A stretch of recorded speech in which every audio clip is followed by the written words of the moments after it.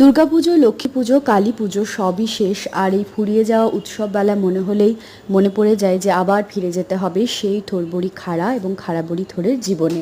মনটা ভীষণ রকম খারাপ হয়ে যায়, একরাশ মন খারাপ এসে আমাদেরকে ঘিরে ধরে।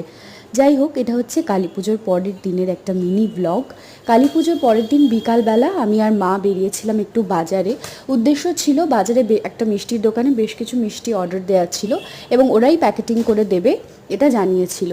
তো সেখান থেকে সেগুলোই করে নিয়ে আসি। তারপর বাড়ি এসে বোন সেটার সাথে মা ঠাকুরনের বেশ কিছু প্রসাদ দিয়ে পাড়াতে বিতরণীর জন্য একটা করে প্রসাদের প্যাকেট তৈরি করে। তারপর আমি আর মা দুজন মিলে সারা পাড়াতে প্রসাদ বিতরণ করেছিলাম।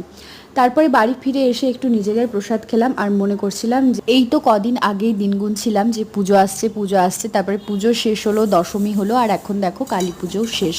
আবার একটা গোটা বছরের অপেক্ষা। তোমাদের কেমন কাটলো ফেস্টিভ সেশন জানিও।